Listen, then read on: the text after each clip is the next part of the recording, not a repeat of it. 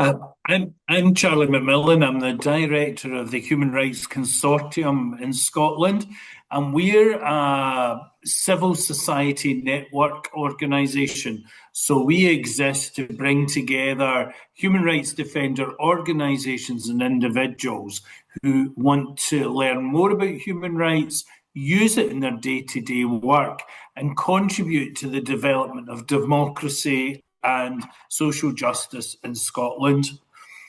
Personally, as well, I'm a gay man, and human rights have been absolutely central to my life over the last 42 years or so. I think it really fundamentally important that we keep relating human rights to our own experiences so that we can better use them in terms of society and organisations. So, starting with the first question, human rights are a way of describing the universal character of humanity. At present, many people don't relate to this. Fear, division, and lack of knowledge get in the way. Why do you think that is? I think there could be many reasons for that.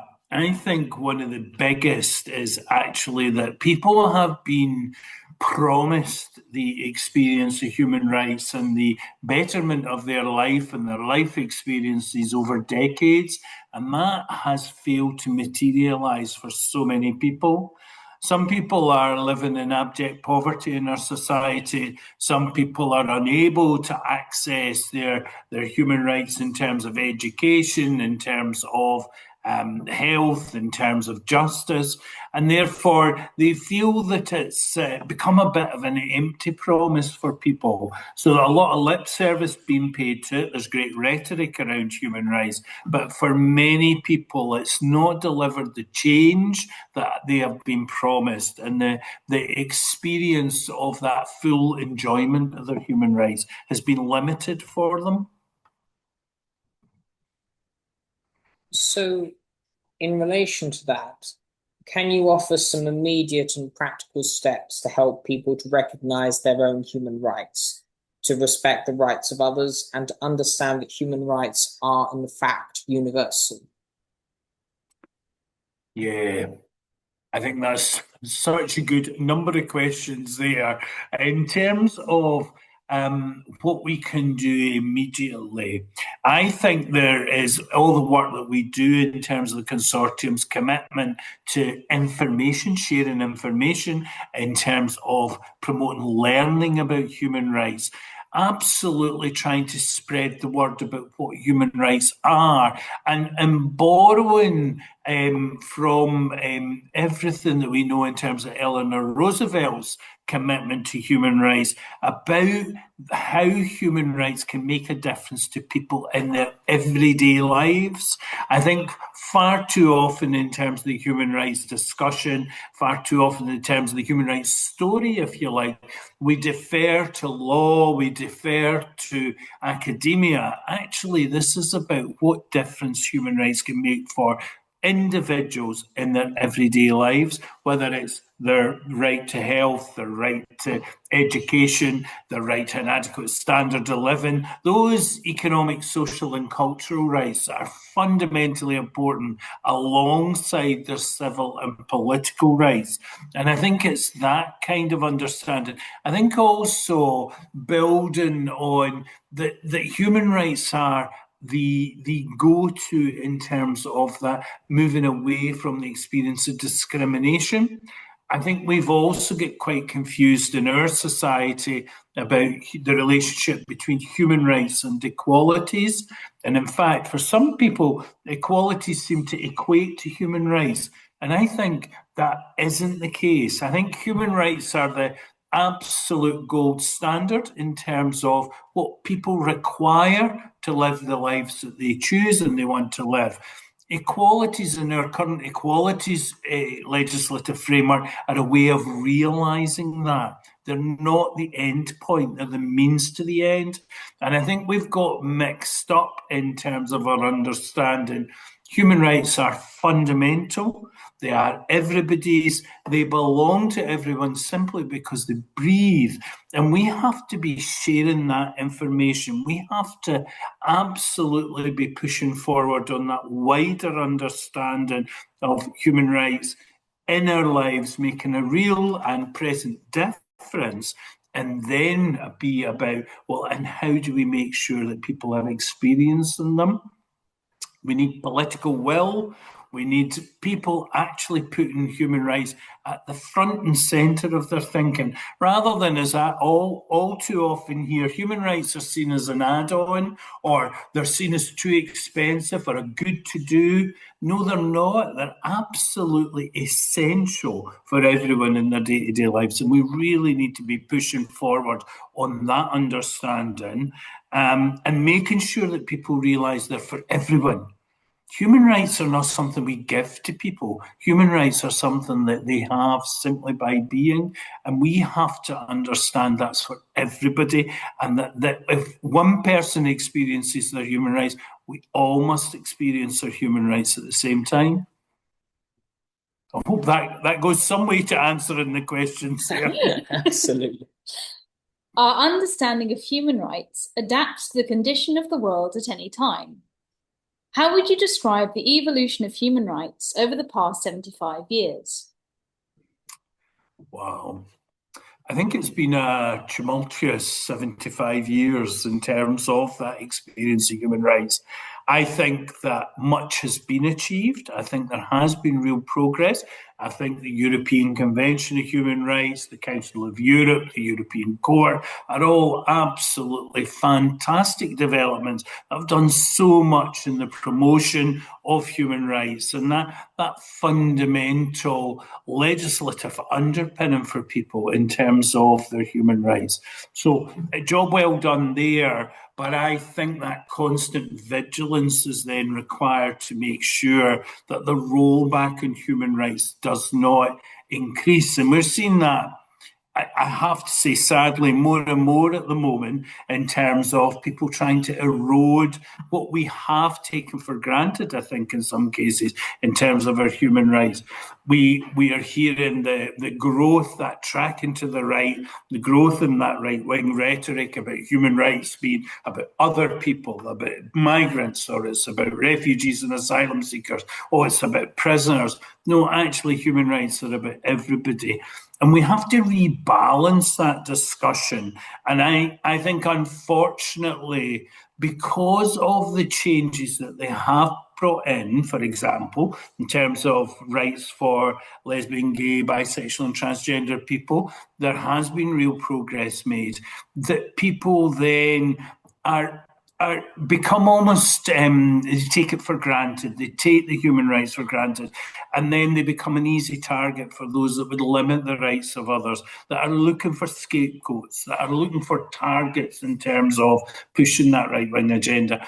And I think we really have to resist that all of the time and keep pushing forward. So we've started from the horrors of the Second World War and that absolute catastrophe that happened for millions and millions of people. We've built something credible. We've built something transformational in terms of the human rights framework. But actually now it starts to wobble and teeter. And I think there are real cracks appearing in the whole edifice.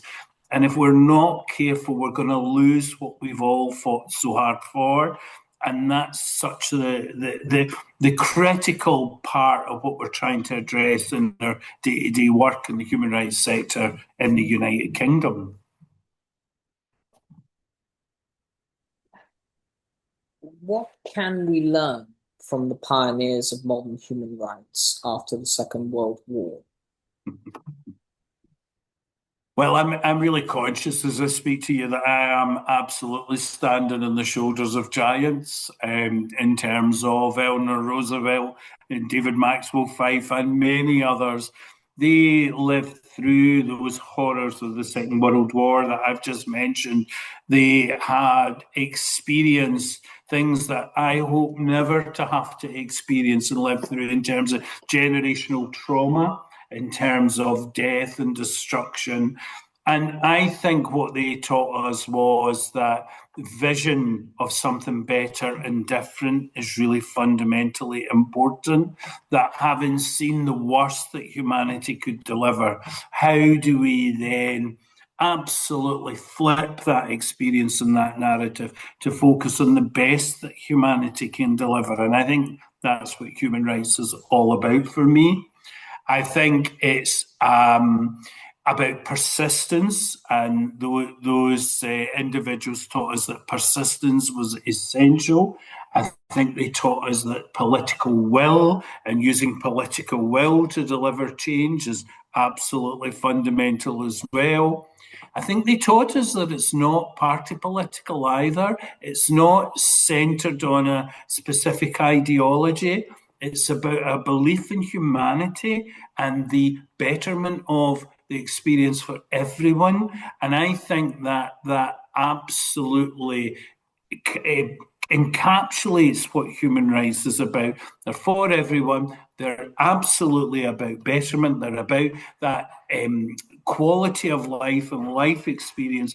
And they're also about guarding against the forces of reactivity and those forces that would limit the human experience for either specific groups or for everyone. They're egalitarian. They're a wonderful, rich golden thread through humanity. And I think they taught us, those individuals taught us to celebrate human rights, to celebrate life, to celebrate our humanity in partnership with everyone else. So yeah, a huge amount of learning that can be gained and something that we absolutely want to build on because the forces of reactivity are really powerful at the moment, and we really need to guard against that if it's all possible. So looking to the future, what would be your principal objectives for a programme to educate future generations on human rights?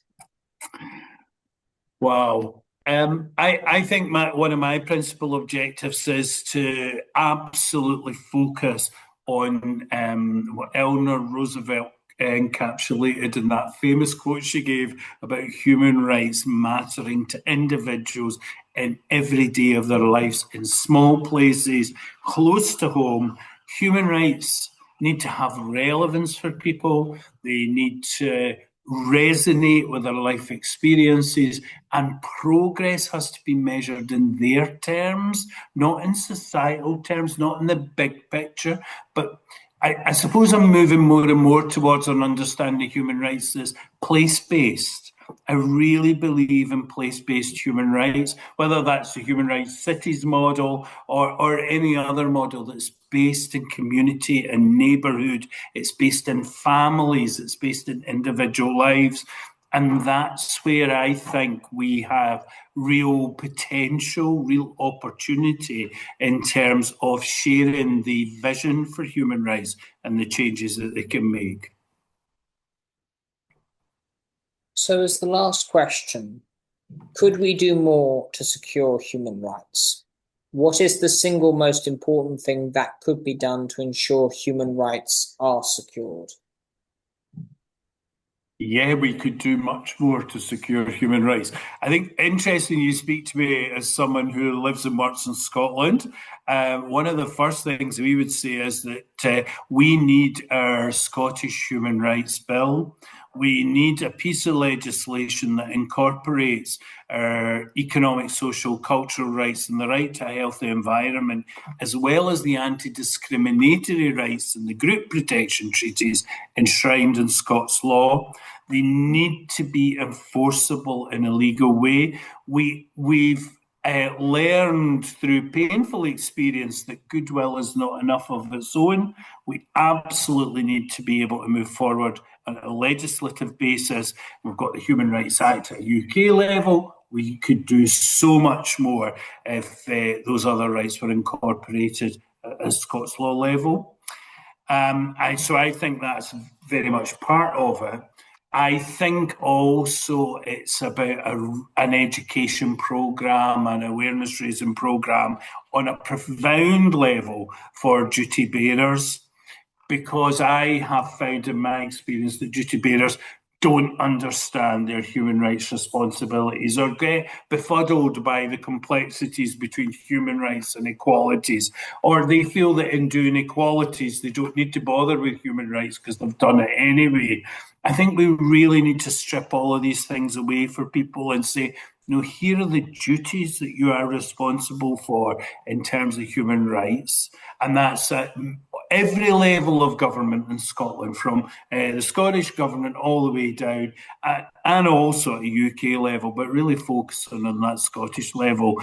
Again, that hope that we move forward at a place-based level, and what are those lower levels of government that we want to impact on. So there's so much that we could do legislatively, at policy level, education and awareness raising in terms of duty bearers, and then also absolutely activating individual human rights defenders, because they are the people that will make the difference on a day and daily basis. When they go to vote, I want people thinking about, well, which party here is going to do more for my human rights realisation than others? When they go to shop, who is actually defending and promoting my human rights in terms of private organisations? Every day and in every way, people should be thinking about their human rights. I think it's possible, but I do think there's so much work needed to make that a reality.